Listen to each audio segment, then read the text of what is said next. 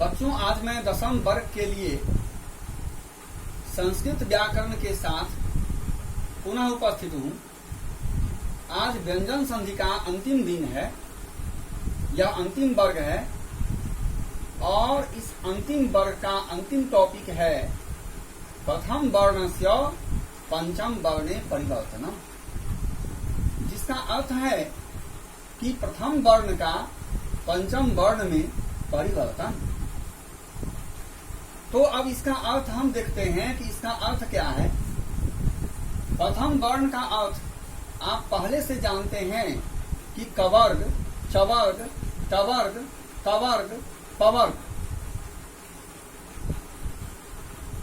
इनके जो पहले अक्षर हुए, जैसे कवर्ग का क, चवर्ग का च, टवर्ग का ट, तवर्ग का त और पवर्ग का प, इन वर्णों में से कोई भी अक्षर रहे, अर्थात प्रथम पद के अंत में क, च, ट, त, प में से कोई भी हो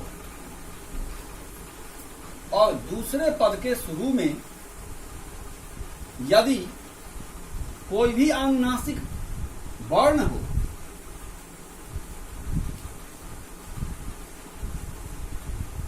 कोई भी अनुनासिक वर्ण हो। अनुनासिक वर्ण आप जानते होंगे जिनका उच्चारण हमारी नासिका से होता है, जैसे अंगो, यो, टवर्गी न और मो। तो इनमें से अगर कोई भी अक्षर रहता है तो इस परिस्थिति में जब दोनों में संधि होती है तो यहाँ जो वर्ग का प्रथम वर्ण है ये हट जाएगा और इस वर्ण को हटाकर इसी वर्ग का पंचम वर्ण आ जाएगा।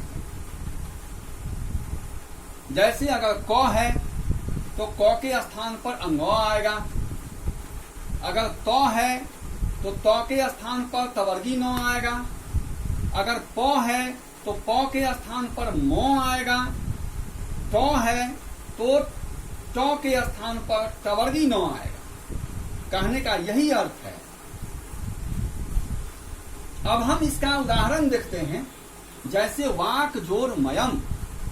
अब देखिए कि यहाँ प्रथम पद के अंत में क है और क कवर्ग का पहला अक्षर है। दूसरे पद के शुरू में म है जो एक अनुनासिक व्यंजन है।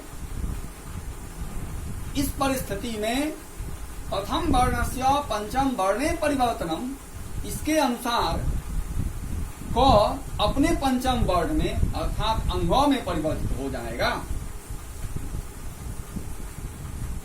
ठीक इसी प्रकार दूसरे उदाहरण को जब देखते हैं तो यहाँ देखिए कि प्रथम पद के अंत में त है और दूसरे पद के शुरू में न है। तो त जो है यह तवर्ग का पहला अक्षर है और दूसरे पद के शुरू में जो न है वह एक अनुनासिक स्वर है, अर्थात नासिका से उच्चरित अक्षर है। इस कारण से ये त अपने पांचवा में बदलेगा। अब सवाल है कि त का पांचवा न होता है, जिसे आप छोटी न कहते हैं, जिसे आप तवर्गी न कहते हैं, और इस प्रकार शब्द बन जाता है जगन्नाथ। चूंकि ये तो नौ में बदल गया और कोई परिवर्तन नहीं होगा। तीसरा उदाहरण है आपका अपजोरमयम।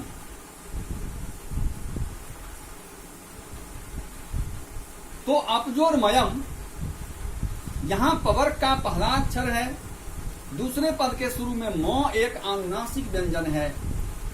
परिणाम स्वरूप ये प अपने पंचम वर्ण में बदलेगा, अर्थात प का परिवर्तन मो में हो जाएगा। अब यहाँ देख लीजिए, यहाँ प था और यहाँ मो है, तो ये प जो है तो मो में परिवर्तित हो गया और शब्द बन गया अम्मयम। ठीक इसी प्रकार खट जोर नवति। तो यहाँ टवर्ग का ट है पहला अक्षर और नवति न है जो एक अनुनासिक व्यंजन है। इस अनुनासिक व्यंजन के कारण ये प्रथम वर्ण अपने पंचम वर्ण में परिवर्तित हो जाएगा और इस प्रकार बन जाता है खन्नवती।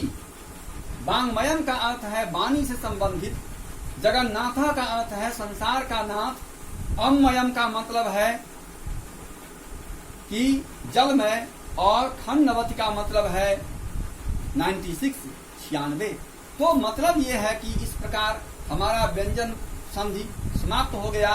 That's all.